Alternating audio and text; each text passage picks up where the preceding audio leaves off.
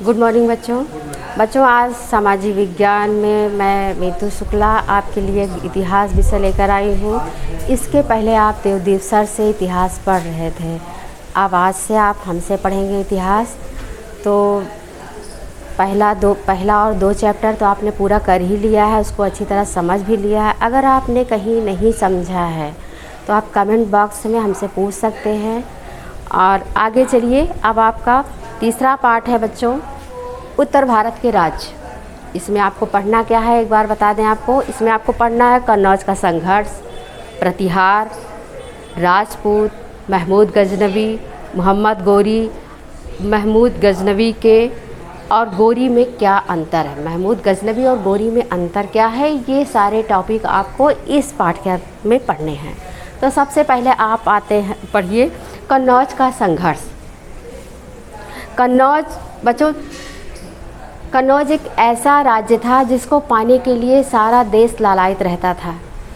वो इसलिए क्योंकि जो कन्नौज पे शासन कर लेगा वही गंगा के क्षेत्र का शासन करने का अधिकारी होगा, ऐसा माना जाता था पहले के राजाओं में। तो 647 में जब हर्षवर्धन का शासनकाल समाप्त हुआ तो भारत के सभी राजाओं ने उस पर कब्जा करने की कोशिश की। क्योंकि राजनीतिक अस्थिरता आ गई थी हमारे देश में, काफ़ी दिनों तक ये चला था। ये लगभग 1192 ईस्वी तक भारत कई छोटे छोटे राज्यों में बट भी गया था। आपस में एक दूसरे का राज्य पाने के लिए लोग लालायित रहते थे, कब्जा करना चाहते थे। तो इसी तरह से कन्नौज पर भी 3 राज्य ऐसे थे जिन्होंने बारी बारी से अधिकार किया और राज भी किया। उसमें से पहला था राष्ट्रकूट। राष्ट्रकूट जो है वो, जैसे कि आप पढ़ चुके हैं कि ये दक्षिण पश्चिमी का भाग है और ये नासिक के आसपास इस समय फैला है। तो उसकी राजधानी मालखेत थी और वहाँ का एक महत्वाकांक्षी राजा अमोधवर्ष था जिसने कन्नौज पर आक्रमण करके कन्नौज को अपने अधिकार में कर लिया और उस पर शासन करने का भी प्रयत्न किया। अगला देखिए बच्चों, प्रतिहार।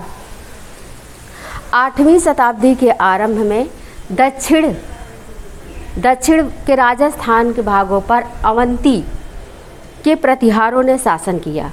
नागभट्ट प्रथम इसका संस्थापक था और ये 792 से 740 ईस्वी तक इसने शासन किया था। भोज प्रथम इस शासक का सबसे प्रसिद्ध एवं महत्वाकांक्षी शासक था जिसने पंजाब से उत्तर में पंजाब और दक्षिण में नर्मदा तक कन्नौज पर कब्जा किया और अपनी राजधानी को कन्नौज बनाया। उसके बाद उसका उत्तराधिकारी उसका बेटा महेंद्रपाल बना और महेंद्रपाल ने प्रतिहार राज्य को हिमालय से दक्षिण, विंध्याचल और पूर्व में बंगाल, पश्चिम में गुजरात तक फैलाया। महमूद गजनवी ने जब कन्नौज पर आक्रमण किया तो कन्नौज को इसके महमूद गजनवी के आक्रमण से काफ़ी आघात लगा और उसने कन्नौज को बहुत क्षति पहुंचाई। उधर बंगाल में पाल वंश जो है वह भी शासन करने के लिए आतुर था और पाल वंश ने लगभग 400 वर्ष तक राज भी किया। संपूर्ण बंगाल और बिहार के कुछ भाग तक पाल वंश फैला हुआ था। गोपाल वंश पाल वंश का पहला राजा था। गोपाल का पुत्र धर्मपाल भी पाल वंश की सबसे बड़ी शक्तिशाली शक्ति बनकर आया और कन्नौज पर आक्रमण किया, किंतु कन्नौज पर पाल का बहुत अधिक समय तक अधिकार नहीं हो सका है, जिसके कारण बस इस समय प्रतिहार वंश जो था वह अपनी शक्तियों के साथ फिर से उभर कर आया और वह राजा भोज ने राष्ट्रकूट राज पर आक्रमण करना चाहा। तब प्रसिद्ध राजपूत राजा ध्रुव ने उसे पराजित कर दिया।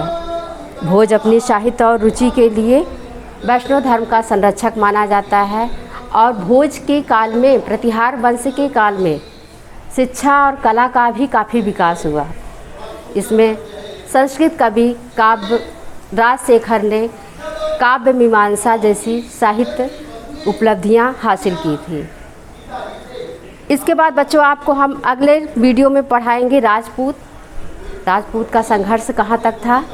और आज के लिए बस इतना ही।